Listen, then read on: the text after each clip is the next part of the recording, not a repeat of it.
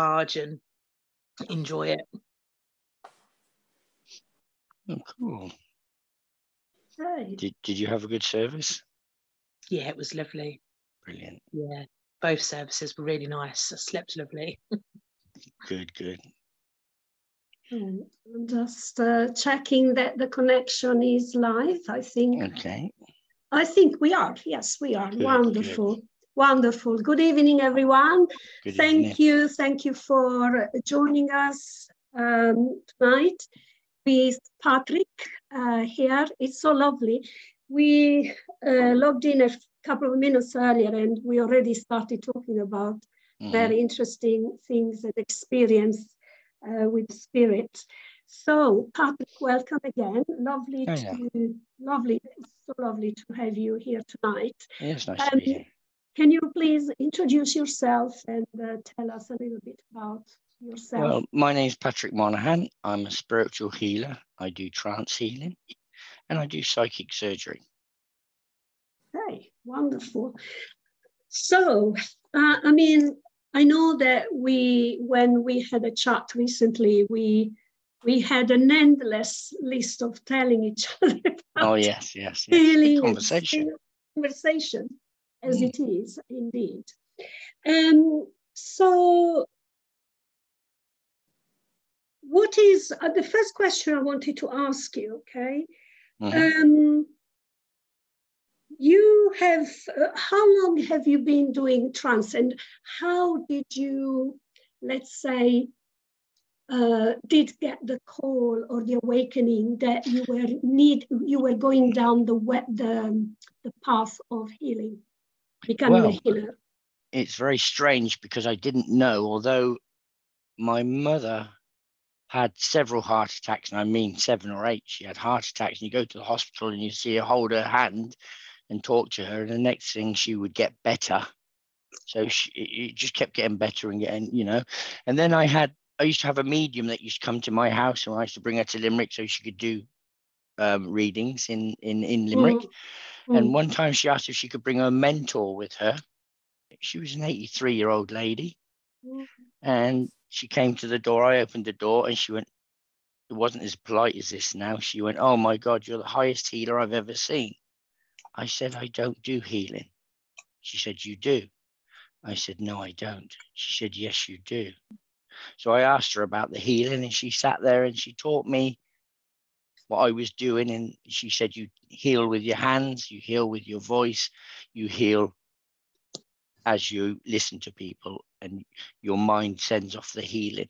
So from there I went and I did a healing course, passed that, and that's how I started. I've been doing it about 3 or 4 years now.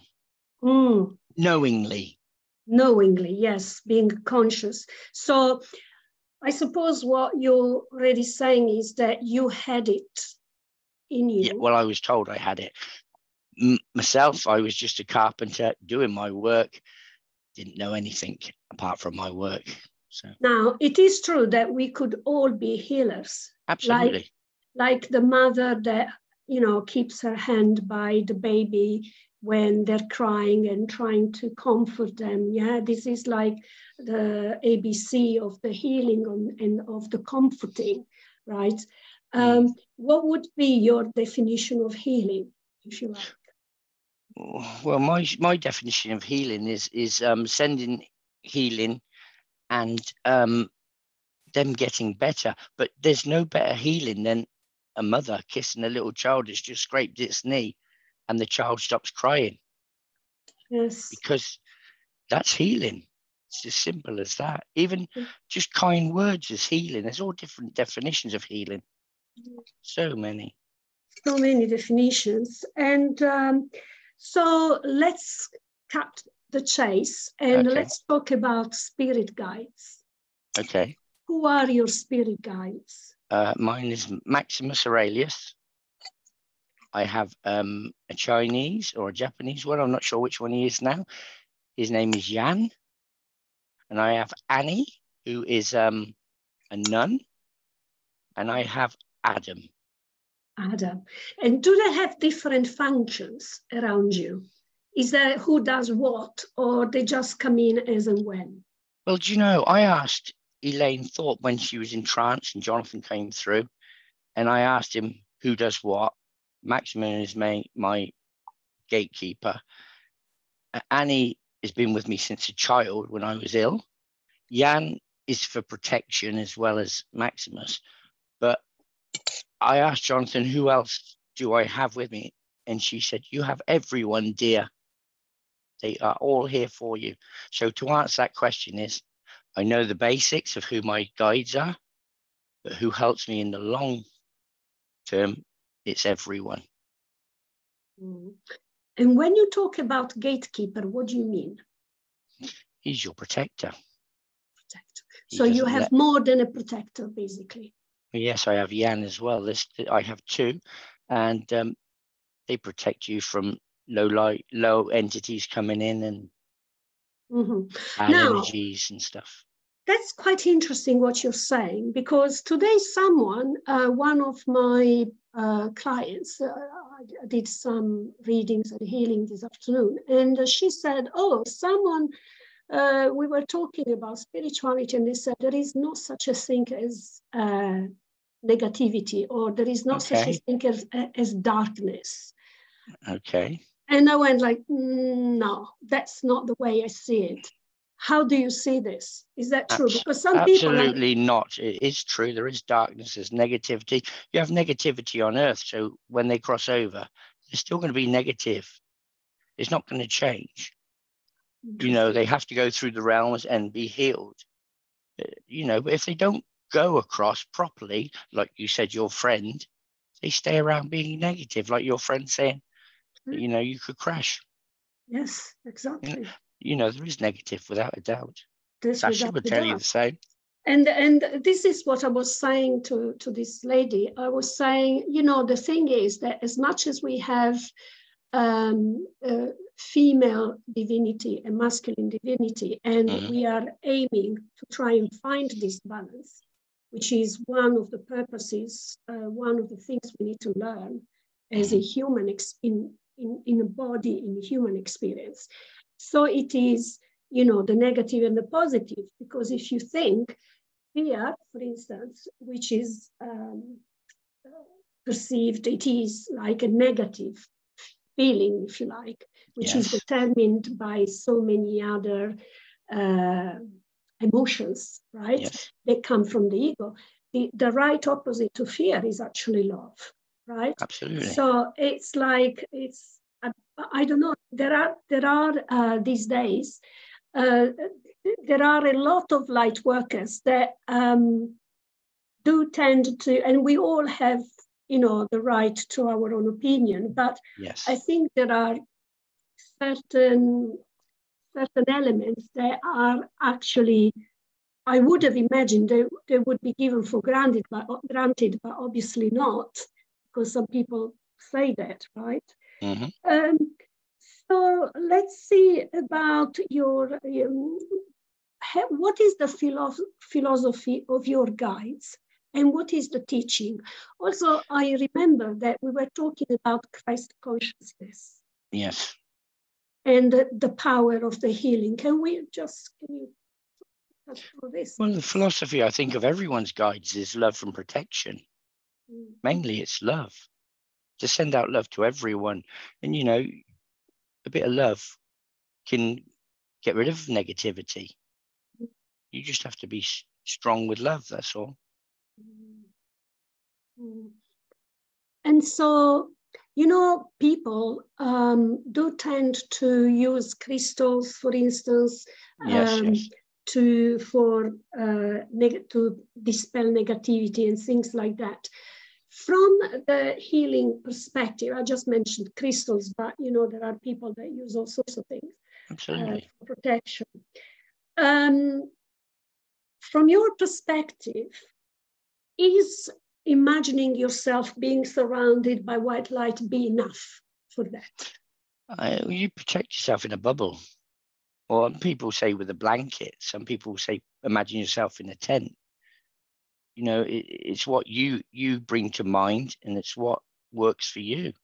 You know, I don't actually use crystals, but I think there's a lot of people that use crystals and they're fantastic. Yeah. Yeah. Oh, thank you. Yeah. I know, I can accept, I'm open. Like, not everyone needs to believe in crystals. I mention crystals because obviously I'm a crystal therapist, but there are people that use talismans and use all sorts of things to protect themselves. This is what I was talking about. Yeah. So you were, do you think, so you were talking about the power of intention. Yes. Is the healing. Yes.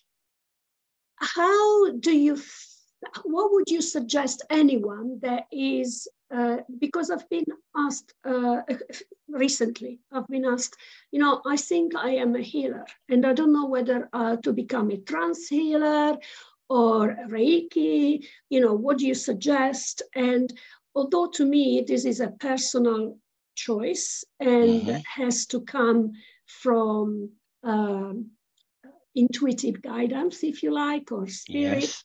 What would be your take? Because you must have gone through the same thing. Well, like I said, originally I didn't even know, but saying that, when you get told and you start educating yourself on these sort of things, then you find your path. It's easy to go to some person or group circle that's teaching it. As for trance healing, I'm not sure everybody will do that, because it's what's been handed down to you before you come to the earth plane is what you will do. Yes. Interesting.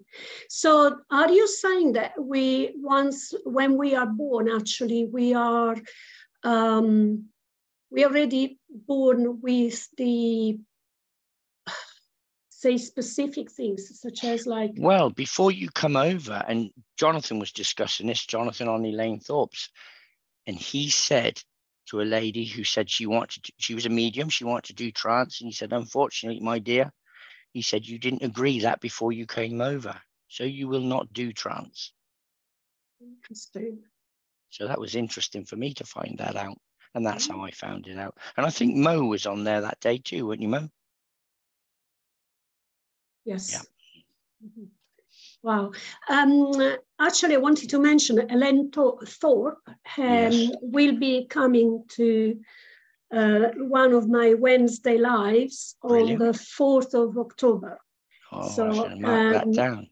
I look forward to having her, 4th of October. 4th of October. Yeah. I look forward to having her on this show and just have, find out more about all divine and spiritual. Now, I understand that you have had like a close, how shall I put it, close encounter to Jesus. Oh, yes, I've seen Jesus 5 times now. Yes. The first time I saw him as you see him in these pictures. And he was walking down a track towards me. I was in meditation. He was walking down towards me. He had his hands out like that, but at his side. And I looked at him and he was looking at me and smiling. And I was watching because I thought, that's Jesus. You know, the way you think in your head. And the next thing, he changed into another man. So then he changed back and he manifested back into this other man. And this went on 4 or 5 times. And the other man, I seriously knew him for some reason. And I kept thinking, I know him. It's like a film star or someone famous or somebody I really knew. And then again, I was on the circle with Jonathan and he said, that's how Jesus really looks, not how you get him in today's world. And he said, you do work with him, you work with his hands. And you talk mind to mind. And that's probably why I thought I really know him so well, But I just thought him as somebody I really knew, like he was a film star, or I seen him maybe playing football or that type of person, because I knew him so well. But it's because he was Jesus. Oh. So you had, in a way, met him spiritually in your heart, yes, but it hadn't manifested as a guide or visually, if you like, before. Yeah, but you knew that there was a knowing. isn't it? Overwhelming love and excitement, to be honest. You know, it's like when you see, I suppose, if you're a little child and you see a famous pop star or someone really famous, you get excited and, you know, you want to touch them. And it's just the same thing, just the same thing. You're overexcited and you're loving, and yeah, it's amazing. Wonderful, wonderful. And so you, when we chatted, you talked about an activator. Mm-hmm. What was the activator about? Was it again to do with you using words and hands for healing? Basically, originally it's your words, kind words, listening to people, your hands touching them, and you know, you do touch people. There was many things that you do, and I didn't even know you do it, you know. So a smile, even a simple smile, is enough to lift someone's day, you know. Indeed, a few kind indeed. words. I suppose that be kind to someone else is already healing them. Absolutely. And we would do it. Some of us are empaths. Yes. And as such, we do tend to heal others, isn't it? Yes, yes. And sometimes we might make someone else's day and we don't know about it just because we... I actually heard the story, I can't recall where, but the story of this man that was thinking of suicide, and suddenly came across a complete stranger who smiled at him. And they basically exchanged a few words, and then they started talking, and then this other person went, and this guy, by the end of the conversation, had changed his mind about the suicide, because suddenly he thought that his mind basically switched. Yes. And so it was an act of kindness. This casually, was it something that happened, you know, by case, or, you know, that you're there, you appear in front of someone, you make a difference, you go, and this person is changed forever. Yeah. So, and so, yeah. What about your healing? You have something going on with Derek, I believe. Oh, we do a circle on a Monday. Okay. We sort of like teaching.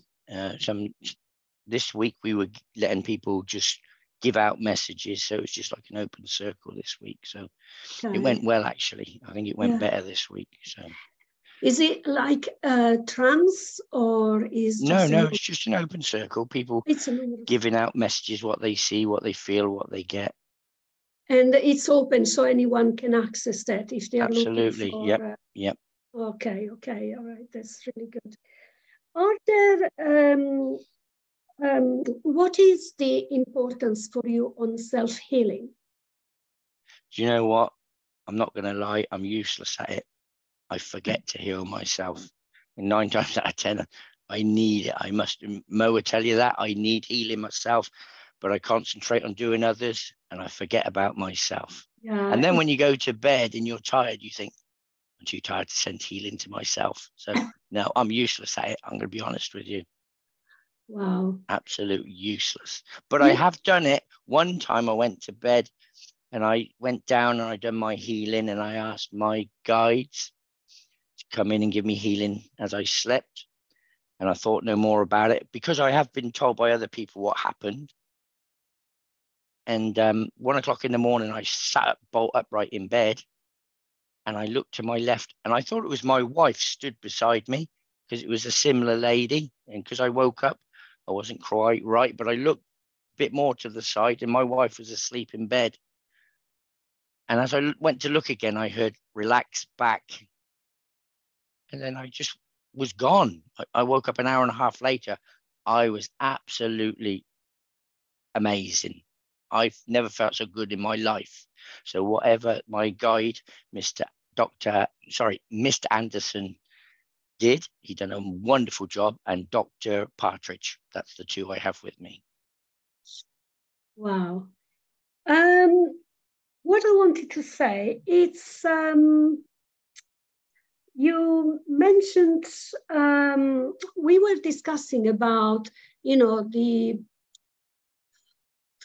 we touched base earlier on how to find out whether we are born healers or not. But then we talked about being empaths and the process of suffering in life. What is the purpose of that? Because some people say, why would God let me suffer so much? Well, that's a simple answer, really. If you don't get the pains that other people get, you can't empathize with them. You can say, oh, I feel your pain, and you don't. You know, there's so many different things.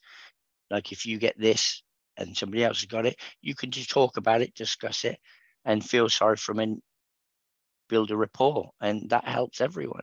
But if you don't get things, you can't really talk about it or empathize, really. You can pretend you do, but you don't, because you don't know.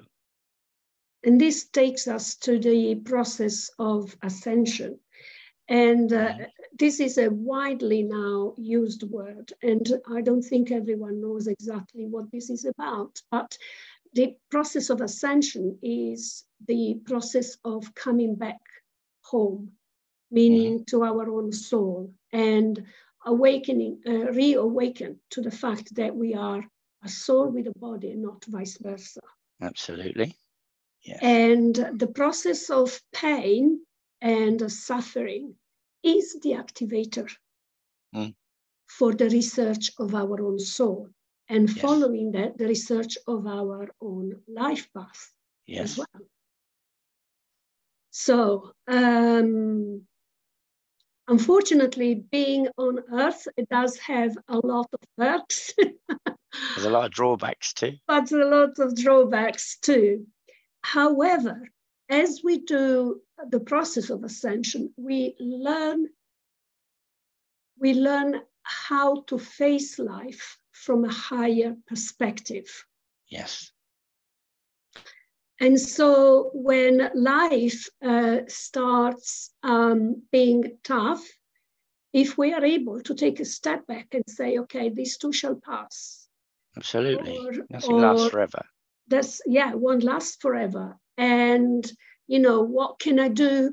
What I find really helpful as well, it's that when things start going wrong, rather than concentrating on our own problems and starting crying on ourselves, it's more to do with how can I help someone else?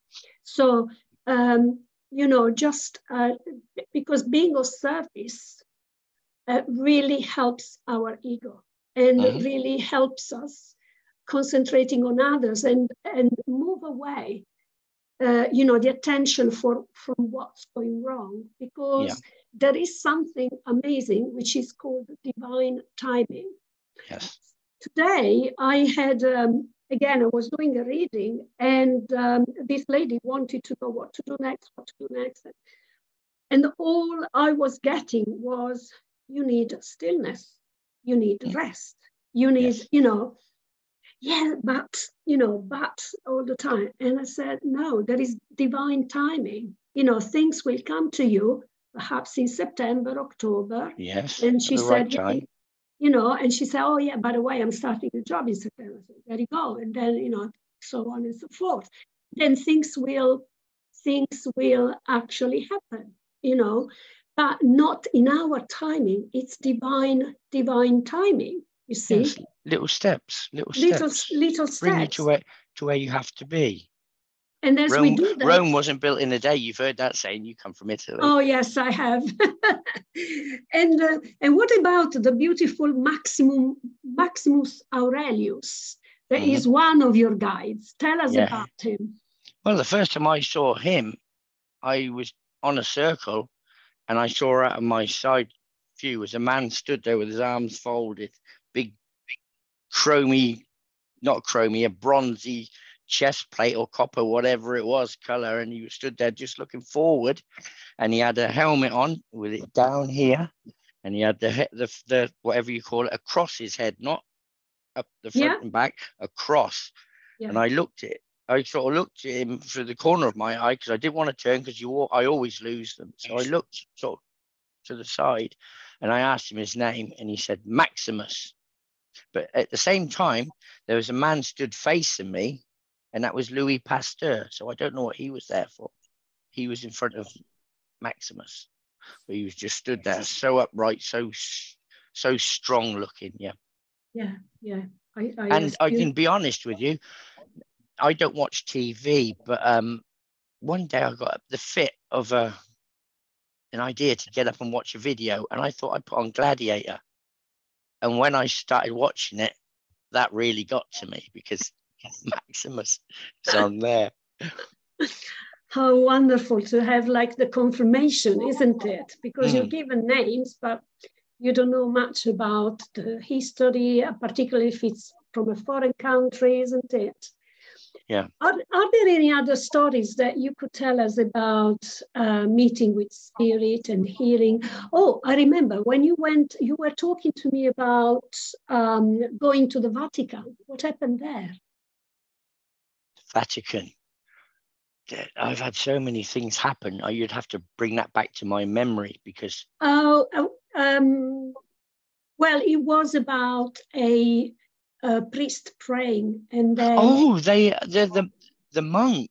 The monk, okay. Yes, I went into the church part, and as I was walking in, because it's a big place, I was walking in, and he was kneeling down.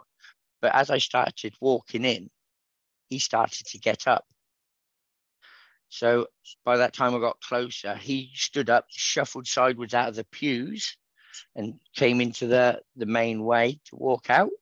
And he looked at me and he beamed with a smile. And I was looking at him and he walked up to me and whatever he was saying in Italian, I would not understand. But he talked for about 2 or 3 minutes and then he passed me his rosary beads, which I always have them in front of me. Beautiful. So I kept them. And I went in, said my prayer, and as I was leaving, he was to the side again and he shook my hand and started talking again. But I didn't know what he was talking about. I'd love to have known, though. It was very powerful. I bet it was probably powerful for him as well, because he obviously saw something in you by being drawn to you, right? He saw something that I probably wouldn't see myself. Because I've always said I'm just Patrick. Yes. So. And tell us, what is the experience of a medium and a healer in Ireland? They don't really believe in it too much. They think you work with the devil if you start giving that information. Because I was here one day and I was looking out the window drinking a coffee, and I quite often daydream, and that's when I sort of see things. And I watched the next door neighbor that had been dead probably 11 or 12 years walk across the field. So I said to the lady next door, I said, I saw John walk across the field today. She said, oh my God, you're working with the devil. She didn't want to know at all. Oh gosh, she switched me straight off. So I didn't say another thing. But I had another one today, and I was telling Mo, I was having another coffee, daydreaming out the window, and I saw a Labrador walk across the field, go behind, there's a bit of a hill, went behind that hill, and that was it. And I thought, that can't be a Labrador, because a Labrador died last year, had cancer of the hip, and it died. And I thought, that must be my dog. So I went outside, and I was putting the food out, and I thought, I'll have a look, see if my dog was still there. So it was the Labrador that died last year that was walking across the field. Because it's such a distance away, it's hard to see. I haven't got the greatest of eyes, you know. They quite often blur down when I'm doing things. So. Yeah, I know that. I have happened to speak to a number of Irish people that, you know, are spiritualist, and medium, and they've all been, you know, expressing, how can I say, the disappointment that, you know, they wouldn't be accepted in the family, you know, and that life would be so tough on them because they couldn't help, you know, when spirit manifests to you and you can start seeing and hearing spirit, Yes. there is no stopping. So, you know, it's very difficult if you are in a society. I mean, I'm Italian, so I've had a similar experience myself as well. They're half and half, aren't they? Some believe, some don't.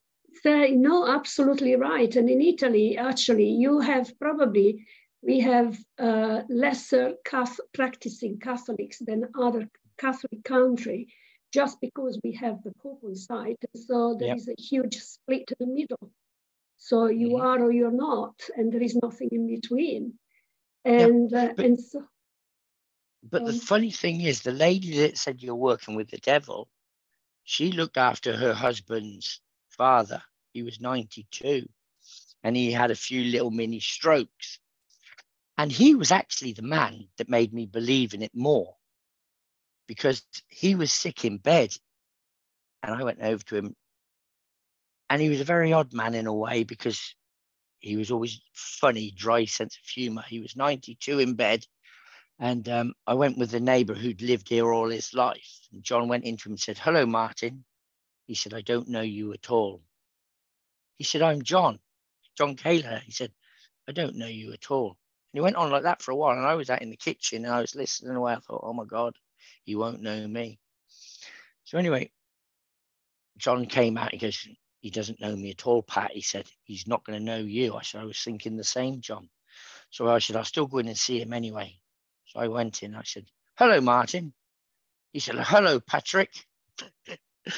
So I started talking to him in that. And I said, "Listen, I got to go, but I'll be back on Tuesday."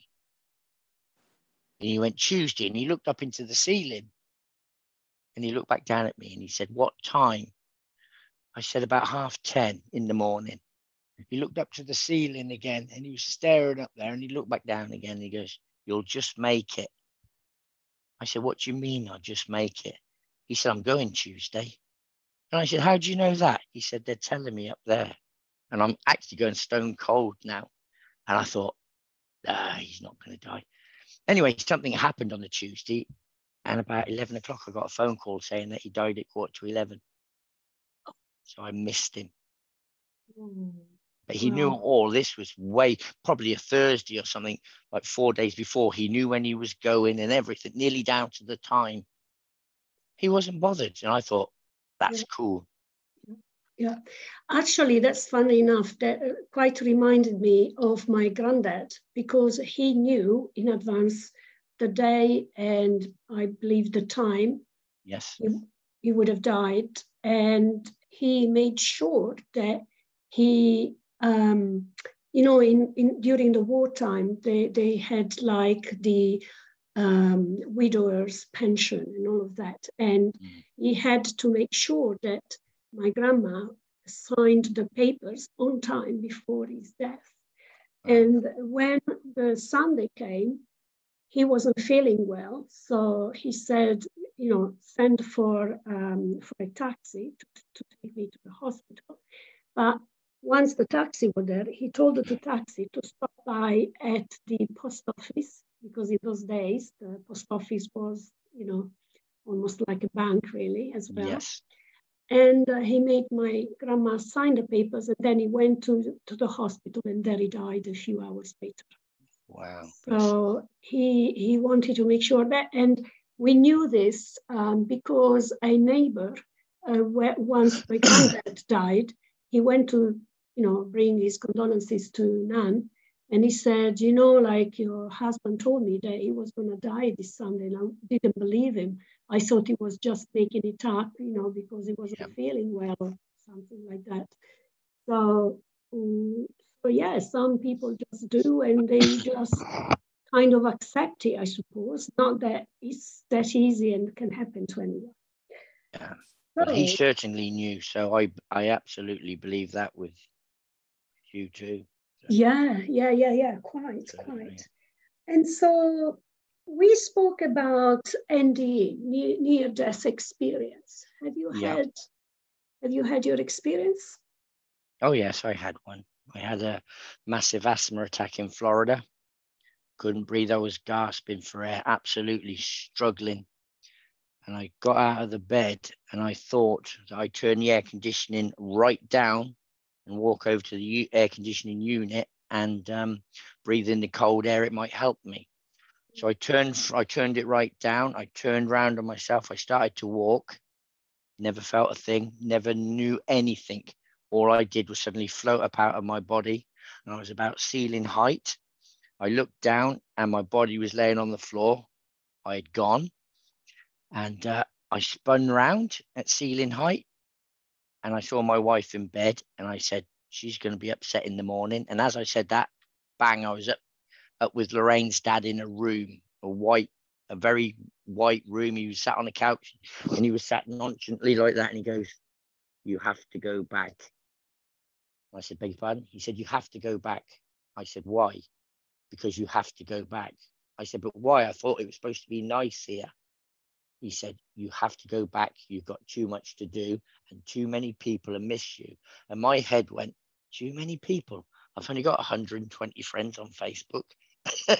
That's how silly I was. And the next thing, I was crawling off the floor onto the bed, and I laid there for 3 days. I was absolutely shattered. Mm. Mm. So I suppose, because something similar happened to me as well, that when it's not your time, you will be sent back. Yes. And I think it also depends. Now, I might be wrong, but this is only my opinion, and I'm not always right. I think it depends on how you die too. Because I think if you die slowly, your brain is closing down, your eyes are closing down, and you see the tunnel of light. That didn't happen to me. I just was gone, and I was there because it happened so fast. Wow, interesting. Because I was struggling for air and I had no air. I think my brain was nearly going anyway, so there was no closing down of a tunnel. I didn't see that at all. Just straight up. Wow, wow. Has anybody here experienced a near-death experience at all? Yeah, I have. I've seen it happen in front of my eyes to someone else. Oh. And not a nice experience, but we go back on those things that we're here to learn and here to teach, and through what I experienced to watch. Yes. My husband, you speak in and out of hospital all the time, makes my heart palpitations, so I just try and get rid of it. Bear with me. I couldn't get him to the hospital quick enough. They wouldn't send an ambulance. He'd passed out and choking about 6 times on me. So even when I pulled over and rang 909, they still wouldn't send an ambulance. So me and my son, we got him there, and someone come and collect my son, thankfully. And we were in this room, and they went to try and take his blood. And next minute, he was just completely gone. His head gone back. He convulsed once, but went completely stiff, and then just nothing. And his eyes just went black. They just rolled right into his head and gone. And I knew where he'd gone as soon as I looked at him. And I just stood back. The nurse gentleman didn't do anything. I ran into the corridor and started shouting. And as about 8 people come running in, they ran in, and he took this big, massive gasp. And the only way I can describe it is like that darkness going back into the mouth, and he just come back. And when I went up to him, just said, babe, I'm here. You're with me. I'm holding your hand. You are here. Everyone left the room. Not one person checked him over. They'd done nothing else to him. Wow. And he just looked at me with these tears rolling down his eyes, and he went, you know where I went? And I went, are you okay? He says, I'm here, and I said, you're here, darling. He said, it weren't my time. It wasn't my time. And he's still coming to. And when he come to, he really squeezed my hand, and he said, they told me it weren't my time. Yeah. And I said, did they? And he says, you know, he says, and I've always sat on that fence with what you do. He said, but I got all the way to them gates. Them golden gates were open as I walked towards the light, and they shut on me. He said, there was 2 people either side that gate, and they said, it's not your time yet. You need to go back. Wow. Wow. So, yeah, it was a hard experience to watch, but I knew, Sasha. I knew straight away, Patrick, I knew as soon as I just saw his whole face drained from him. Yeah. Even when they Goes, didn't check it, they didn't check his pulse, they done nothing. And I just said, he's not his normal colour, nothing. It was paralysed all in his legs, all around his private parts, and they still discharged him. But regardless of that, the experience at the time, and like, he told his mum and he made his mum cry, and he spoke to his best friend, and his best friend was really upset. And he said, honestly, he said, Mark, he says, I know where I went. He said, and he said, like, I tell you genuinely, he said, I got to them gates, he said, and it was 2 people just stood there, and they said, it's not my time. And the gates shut on me, he said, but it was bright and it was beautiful. And he said, it was the most scariest thing ever, but I know what I saw. But do you know what? At the same time, I'd say it was the most beautiful thing he saw too. In a way, you know? So. Yeah, completely. He can't make out who the people were, but he said he does reckon now that it was his 2 nans, and they weren't letting him through them gates, and they were very stubborn ladies. There's not a chance. See, I got Lorraine's dad, and I've always said this to Mo. Why didn't I get my son? Why didn't I get my mum? Maybe it's because I would refuse to go back, although they would kick you back out because it's not your time, but just saves it being sticky, doesn't it? Yeah, that's right. Yeah, but yeah, it's interesting, isn't it? Yeah. Absolutely. I did have one myself when I was 80-year-old. Did you? And I was on an operating table, and I just left my body, and I could see everything from the corner of the room, and then I floated into the corridor, and I was so scared, and I went like, I don't want to go, like, am I floating away like a balloon or something? I had no concept or idea. And I could hear the doctors talking, and it was very cold. I remember it was very cold.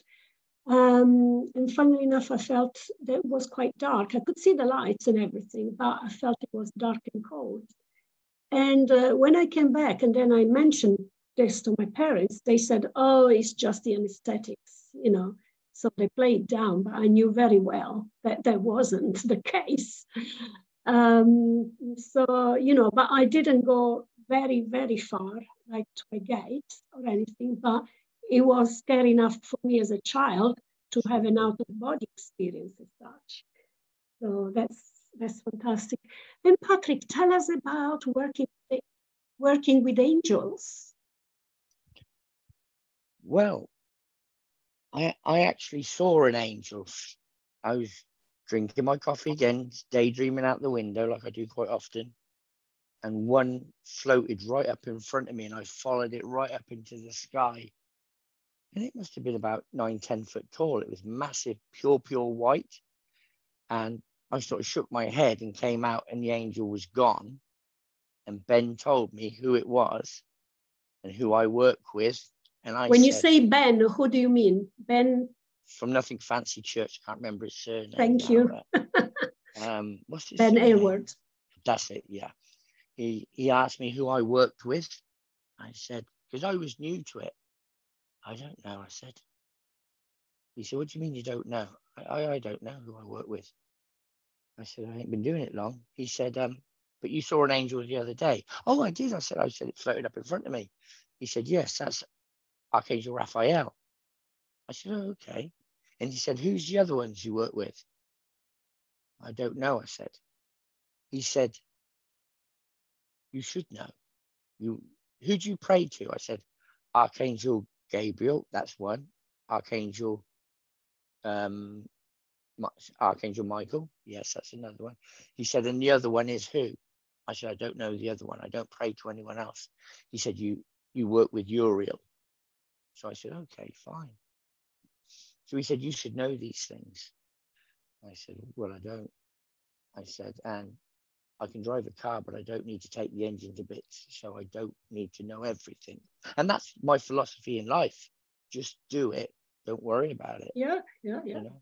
It's not, I don't think I need to know everything. I really don't. Just do it, and that's it. And if it works for you, it works for you. Quite right. Yes. Yeah. Yes. And how do the angels work with you? When do they come in? Is it like, again, randomly? Do they work I call them in every time. I even call them in on my healing circle every Thursday. Okay. I call them in every Thursday. And we've got a friend, Mo will tell you, Jeannie Collins, and she brings through the Egyptian sun god, Ra. Oh. She goes into trance. And we call him, I've started calling him in the last few weeks, haven't I, Mo? And he comes in and he gives us philosophy and talks and tells us. He talks like he's fantastic. Isn't Ra connected to the sun deity? Yeah. Is that the one? Yeah, that's the one. Oh wow, that's really powerful then, because absolutely is powerful. It's absolutely beautiful to listen to. Yes, every Thursday, and every Thursday now I ask him to come in. And he seems to do it. Yeah. So nice. thank God for Jeannie. Yeah, yeah, absolutely. And nothing happens by mistake here, is it? No. When spirit, the healing circle, we're like a family anyway, you know. Yes, I believe so, because people will be more or less at least a nucleus of people that keep coming back every week. So yes, you know, they will build the foundations, if you like, isn't it? Absolutely. And then it becomes that it's not my circle, it's my Zoom, but it's our circle. We're all one family. It becomes, we're just one.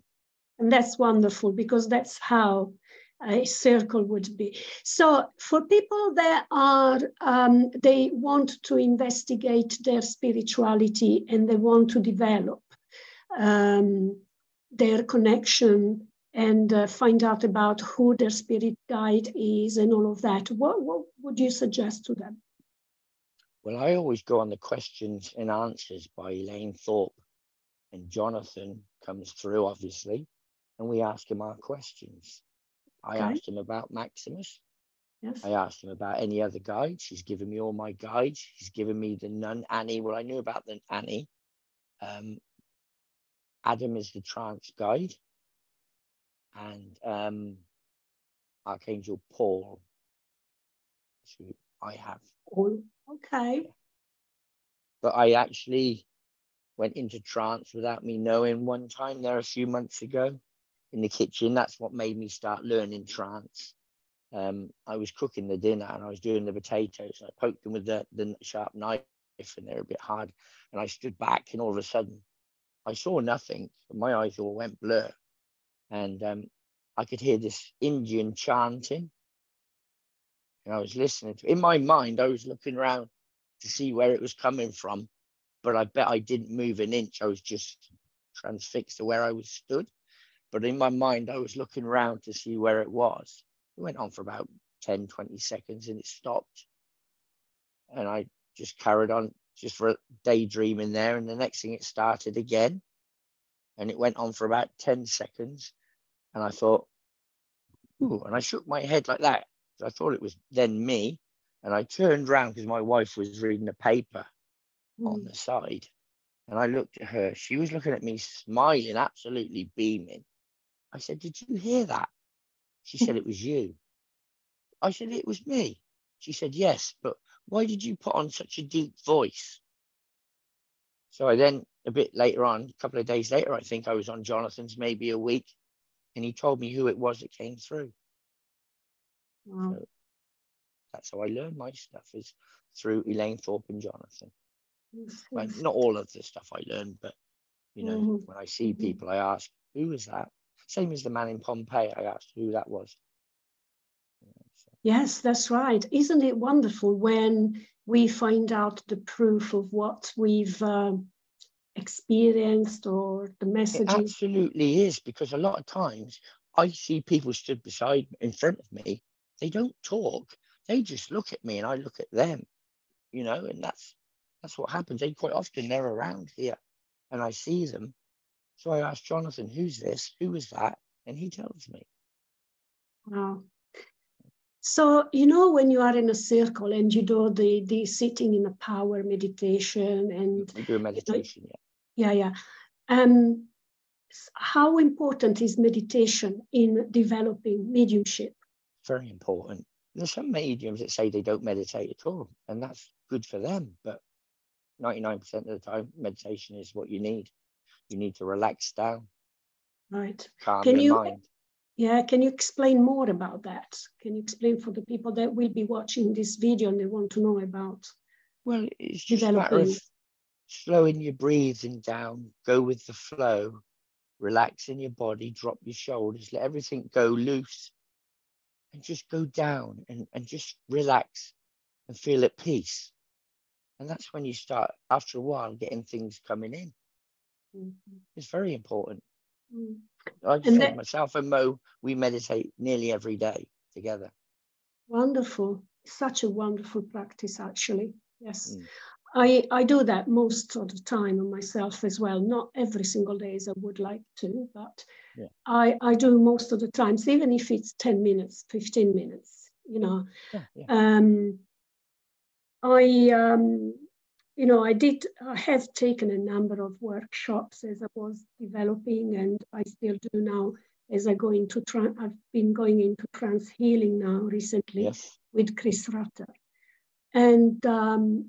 And what I have realized is the power of meditation where, you know, any brain waves goes flat.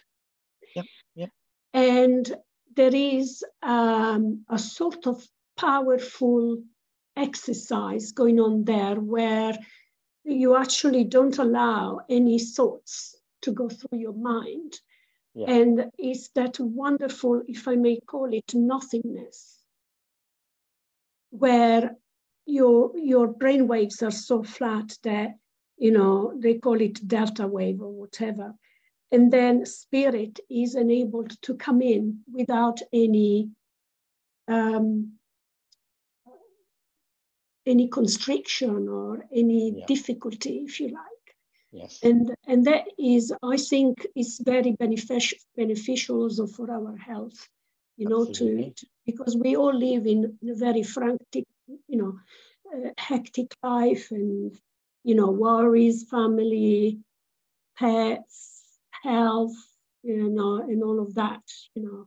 But 9 times out of 10, when you're meditating, you're healing too, you see. So you heal yourself as you're putting it out too. So you take what you get, you know. And quite often you can fall asleep doing meditation because you've really gone down. Yes, that's right, yes. There's not a problem with that. And do you, so you practice every day. And so what would you suggest to people that want to go down and do meditations? How would you suggest? Because, you know, when I came in first training as a medium, I had no idea what sitting in a power was, what that meant and what that entailed and all of that.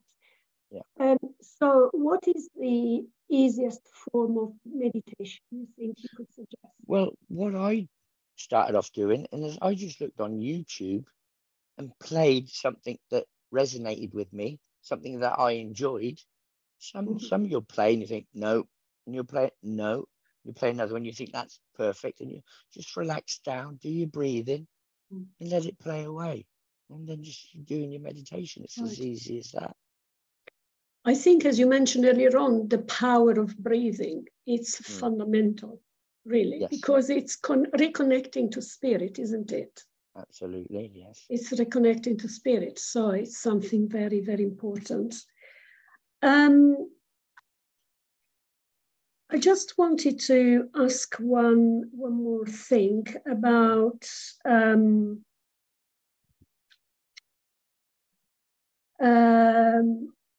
about some people find very attractive, you know, or some people are scared, in fact, of spirit.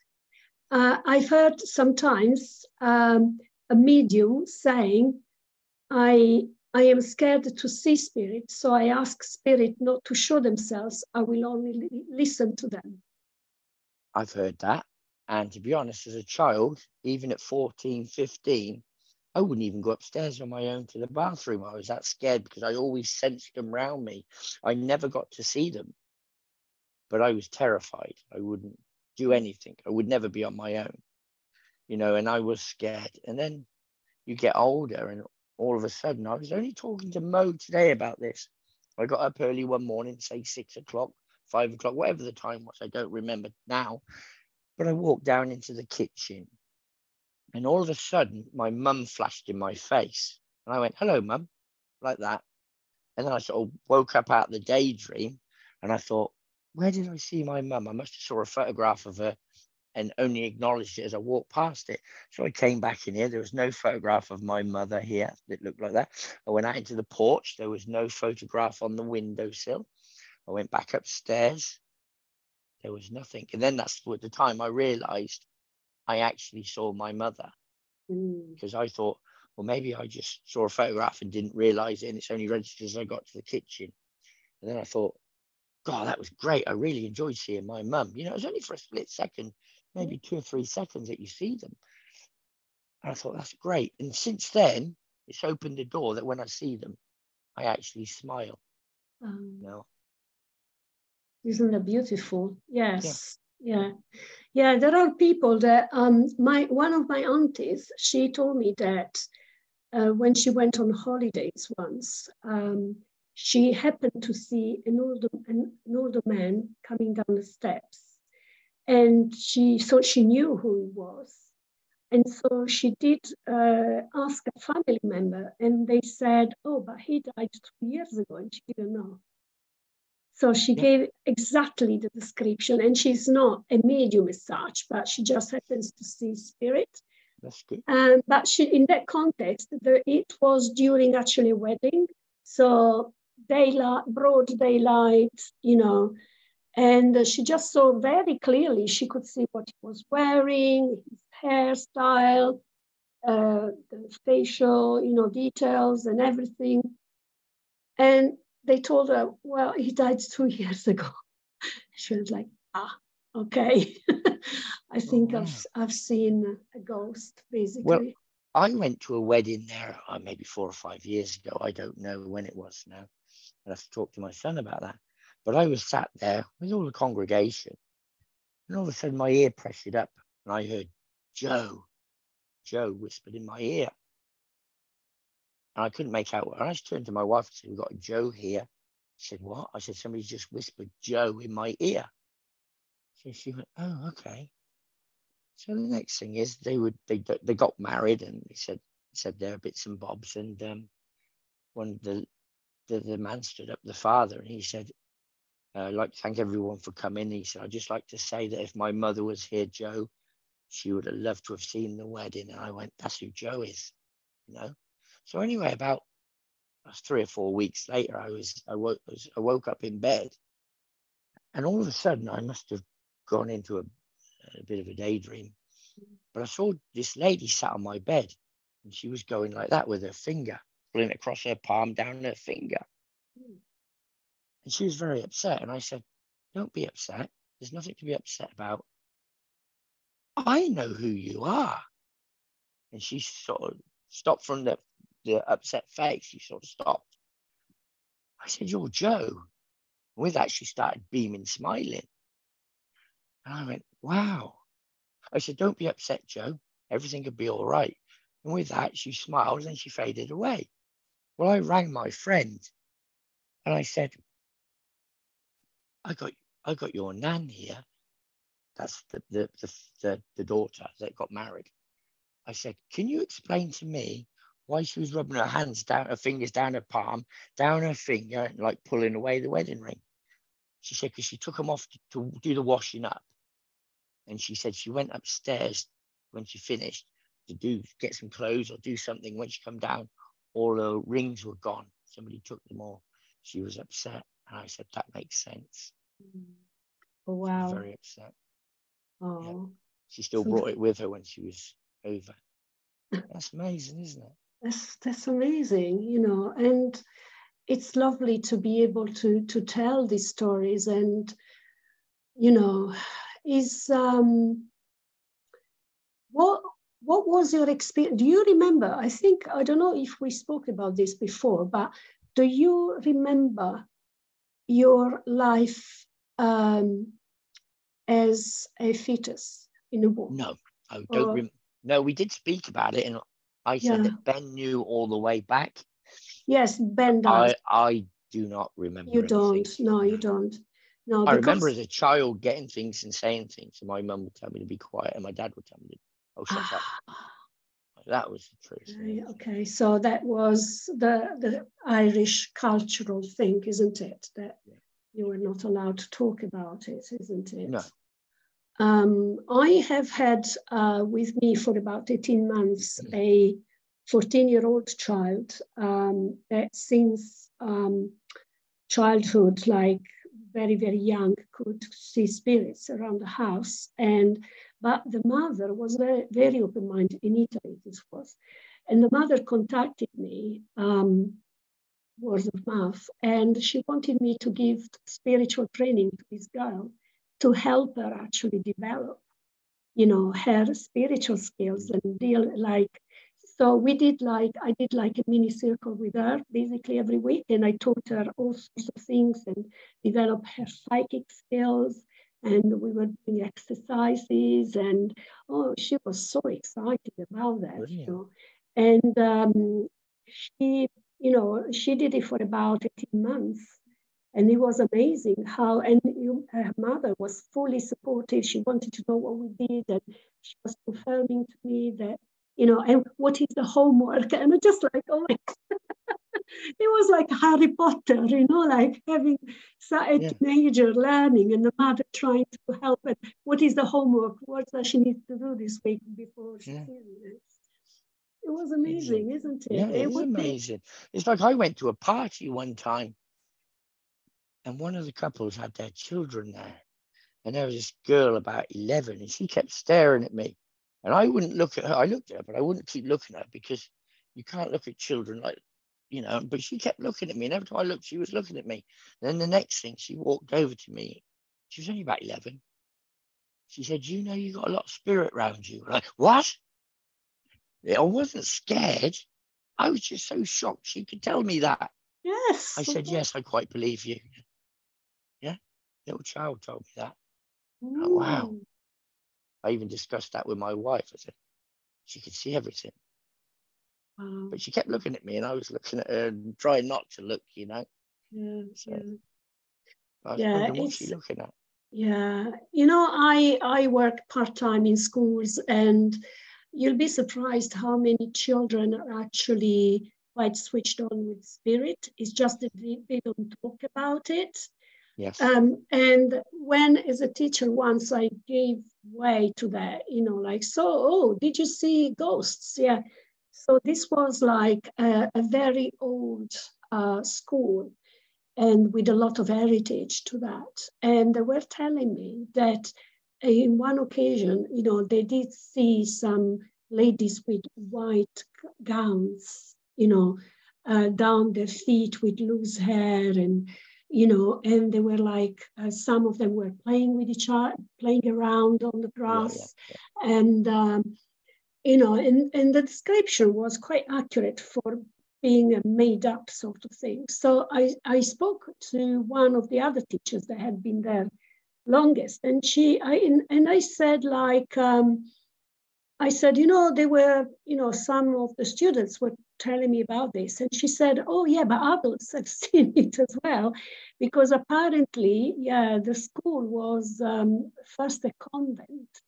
And then apparently there were young girls going, and they had to do abortions.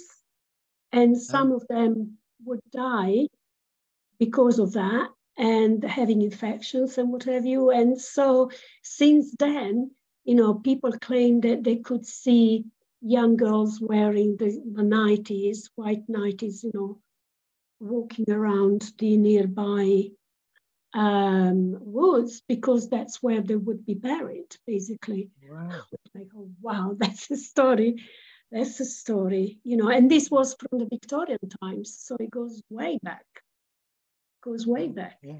Obviously, I didn't make a big thing with the students. I went like, oh, wow, that's very interesting. They could see that. And they were very excited. They felt they could tell an adult without being told, you know, like you're making But it you know up. what? It's very few adults they probably feel comfortable with to tell. Because a lot of that they Yeah. keep close to their chest. Yes, So if yes. they feel comfortable with you, They do tell you. actually. Happens quite often actually, particularly with the younger children. I feel they feel very attracted, and you know, they feel like I've happened to find out in various occasions of things that they had never told at school regarding family and abuse and things like that, which I obviously reported to the safety team in the school. But, you know, it's, yeah, I suppose when you are a light worker, and not just me, but people will feel like attracted to your light, and they don't even know why. So I'm sure it must have happened to you as well. Oh, you get it all the time. You get, and I'd say there's a fair few here that people come up to them and tell them their life story within seconds and minutes. You know, I've had it so many times, and I'm sure many here have had that too. Yeah, yeah. You know, so. Do you find that people sometimes, when they find out that you are a medium, they want to ask you questions, or they challenge you? I don't really tell them. You don't tell them? I don't tell them much. I did go to another wedding one time, and the lady said to me, "Oh, you're a medium." She said, "Can you give me some information?" I said, "This isn't the time or the place." Nice. I just left it like that. Yes. I never say I'm a medium. Yes, yes. It's, I suppose with, you know, what I'm doing at the moment with this school with this live, you know, it's trying to create awareness of what new mediumship is about. And it's about, you know, creating awareness, you know, to us, to, you know, humankind, you know, discovering and becoming more spiritual. And with that, discovering, you know, their soul and their soul purpose, and reconnecting, as I said earlier on, ascending, and the process of ascension is about this. And how the new mediumship can actually, new type of mediumship can actually help, you know, people come, not because not everyone needs to be a medium. Let's put it this way, right? Everybody can be a healer. Everybody can be a psychic, but not everyone needs to be a medium. But what we can do from the light awareness and, you know, the growth purpose is that we can facilitate and raising the vibrations, right? In knowing that it's okay to talk about these things, because we are spirit at the end. And this is nothing to do with religion. It's simply to do with, you know, with becoming aware that we are a soul, and that the soul, you know, that we don't, our body may die, but we move on and forward. Yes. And so, is there anything else that you would like to add, Patrick? I don't know, but I don't think there is. I have my own personal views on mediumship. Right, there you go.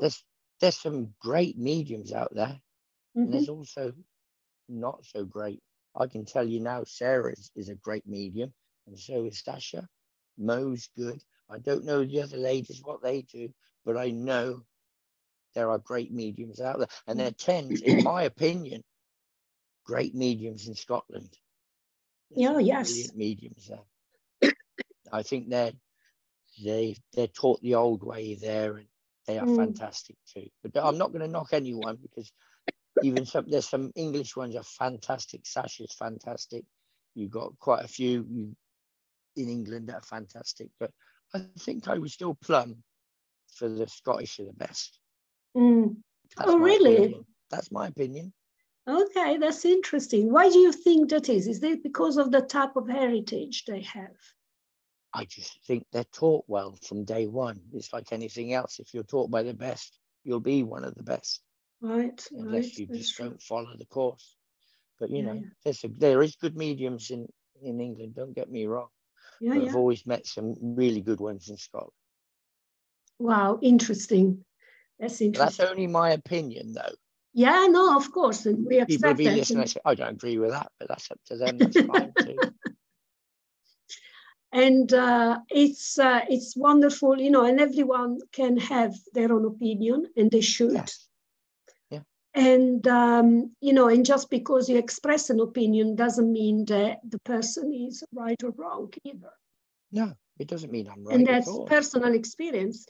And this is what I think, what I have been told by Spirit is that we need to start opening up and become more open as a community to accept diversity, and I really mean so, because we all come to Earth, we are born with different purposes and, you know, with different aims and experience. And so we need to accept someone else's point of view, which is different from ours, because we're all born with different settings, if you like.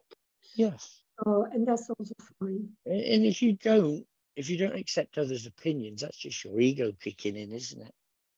You know, Yes. and I'm going to tell you now, Sasha down there, leaning on her hand, we have discussed about working together several times, and we still haven't done it, Sasha, have we? One day. One day we will. So, Patrick, thank you so much for taking part this evening. You're welcome. It's been truly lovely chatting to you and having everyone to join us on Zoom, and just to hear your experience and you know, your tips, you know, like on different things and meditation and so on and so forth. And thank you everyone for taking part. So next week we will have Colin from Menorca, and he runs a school for conscious development. So he has very interesting approach to conscious evolution. And he actually, when I spoke to him last time, he was in the Czech Republic because he has a development group there as well. So it was, so I look forward to having him on. And again, Patrick, it's been brilliant. I know we will speak soon again. There's a lady's got a question for you, I think. Oh, sorry, I didn't see that. Yes. Can anyone tell me if there's a difference between spiritual healing and Reiki healing? Right, Patrick. Spiritual healing, in my opinion, is the highest, but Reiki healing is good. Don't get me wrong. I've had Reiki healing done on me. It's brilliant. But I still think, in my mind, spiritual healing is the highest. Sasha might tell you different. I don't know what you think, Sasha. What do you think? I'm Reiki qualified and done lots of trance healing and spiritual healing. I think the way that I look at it is it's all a form of energy healing. And it's your intention that you're setting and how you're working and how you're healing, really. But it's all a form of energy. It's knowing what the energy is and how you're working into what's happening, to what's activating in you or what's activating in your guides and what they're highlighting at the time. Again, your psychic sort of healing's a little bit different, isn't it? You know, the surgery healing. Again, psychic surgery, that's the one, sorry, which I do, you know, a bit of that. But again, I'm very much aware of the energy, and I allow the spirit and guides use me as a vessel and do what is necessary down to the individual. That's the way that I see it. The other one is transformation meditation healing, and that's running a meditation of healing, but at all times your client or your recipient is in the meditation, but also semi-conscious enough to make their own decisions. So whilst they make their own decisions and they become aware of the energy within their body, they're being responsible the whole time. So it kind of takes me out of the equation. They're following a meditation. Anytime they can stop, they can continue. Some get to meet their guides and some don't go any further because that's the amount of healing they're meant to have at that point.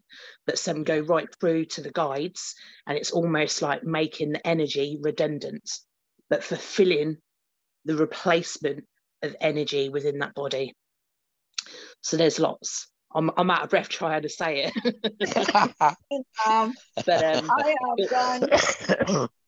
I've done part one of both, but I understand there is a, I don't know if it's a belief within the SNU that Reiki healing and crystals shouldn't be used in the SNU churches. Yes, I've seen that actually going around. So if I may say, the SNU is pretty much like a church, and they have their rules and regulations. Yes. So if you are an SNU, if you're affiliated with them, affiliated, thank you, and it means that you should not be using it, obviously. But not all mediums are SNU. Although, for instance, myself, I am trained by SNU.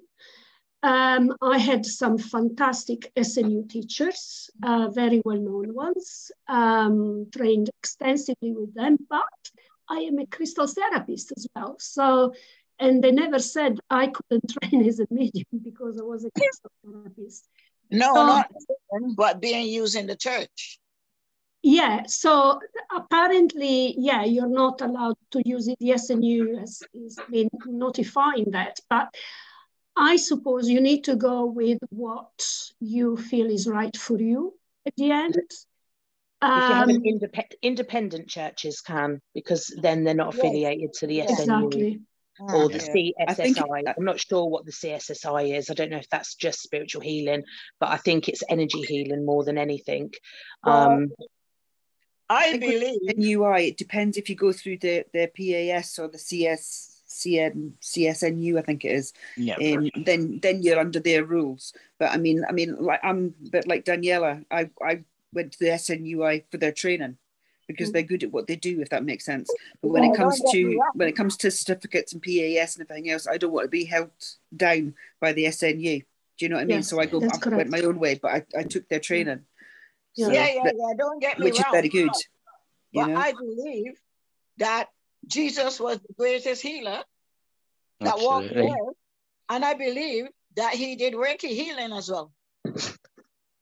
So my contention is, who are they to say that you can't use Reiki healing in a church? And who are they to say that crystals coming from God's earth? Absolutely. So what is wrong with crystals? Absolutely, yeah. Absolutely. There's nothing wrong with crystals. It's just their opinion, isn't it? It's but that just, doesn't make them right. No. It's their organisation and they make the rules. That's it's and like at the end of the day, with Jesus never had a certificate from the NSU and never had a certificate from anyone. You don't need a certificate. No, I've got a certificate, but I might as well throw it in the bin because it's only thrown on the side there. I don't use it. It's like walking into a Catholic church and trying to do mediumship. It's just not done. That's just their rules and that's it. Do you know what I mean? And you just respect their rules, really. SNU is a different, the spiritualist churches, a different type of churches. They're not orthodox. Mm-hmm. And I firmly believe that some of their opinions are, I don't know, controlling, if you ask me. Oh, yeah. That's how I feel. Very controlling. I think a lot of people think along that lines as well. It's just, they want to rule the roost, don't they? Respect for them, yeah. If that's, you know what I mean? If that's what they want to do, let them. If that makes sense. But I let them, but I'm very sorry. I never bow to anybody who I think is wrong. Not even when I worked as a staff nurse. If I think is wrong, I'll stand up to you. And that's the right thing to do. You're quite right. Yeah. Yes. And that's the right thing to do. And I've been thinking long and hard whether I wanted to be affiliated with SNU or not. And then I decided that actually there were bit too many restrictions for my likes, so I decided not to. Exactly.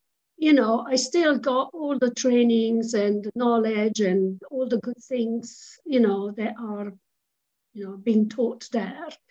But it is what it is, right? And I feel that there are a lot of SNU mediums in the US that I feel in the US everything is done differently, for instance, anyways. So even if you are SNU, you end up doing your own thing somehow. And that's okay, you know.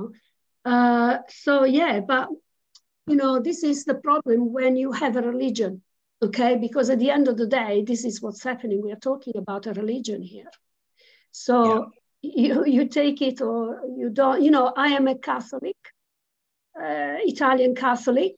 I was brought up with that. I loved it since I was a little child. I knew that there was something special about Jesus without knowing that he was an ascended master, without knowing. I just was in love with that. So I was probably the only one in my family that would not miss for a thing a Sunday Mass, but because that was talking to me somehow. But when I grew up and I realized that there was more to it and that we are a soul and I can speak directly to God if I want to, I don't need an intermediary. And I'm pretty sure that some of my relatives on the other side might be getting angry right now at me because they were like, you know, very strict Catholics, practicing Catholics. But, you know, at the end of the day, even these days, you know, my mom, she said, are you sure you can do that? You know, are you sure you can be a medium? Because you're Catholic. I said, Mom, yeah, that's fine, Mom, don't worry. You know, I don't even get there because I don't want to, you know, to go down, you know, a blind road, basically, because that's what it is. Because if you support an opinion and, you know, I'm in between, I don't want to clash, basically. So I'll just say, well, you know, it is what it is, basically, and I'll do that. So you keep making the choice, the right choice you think they are, because God gave us all, you know, the power of choosing, okay, free choice. So, and that's the best thing you can do, and just follow your instinct, because at the end of the day, that's what your soul is taking you along that path. I mean, I grew up in the Catholic and the Anglican, because both sets of parents worship differently. But there were a lot of them, a lot of the men and some of the ladies that weren't happy with the Orthodox churches. So they went towards the Freemasonry. Okay, interesting. They've all told me, look, follow what you believe. Don't matter what anybody thinks. You believe in spiritualism, go down that route. Yeah. And thank God we can do that these days, because we are liberal enough in this society, right, to be able to do that. And yet we are not free enough. Yeah. So, and this is the purpose of, you know, me doing these lives, because I want to expand the consciousness, the acknowledge that we are more than we are told we should be, because this is what it is all about, right? Yeah.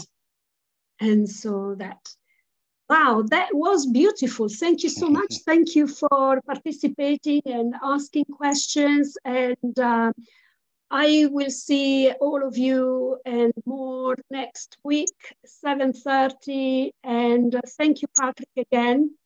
You're welcome. Yeah, such a pleasure. So lovely to meet you. Thank you, ladies, for being here. Thank you, everyone. Take care. I will see you next week. Time for a cup of tea. Thank you. Thank you. Thank you. Bye. Bye-bye, everyone.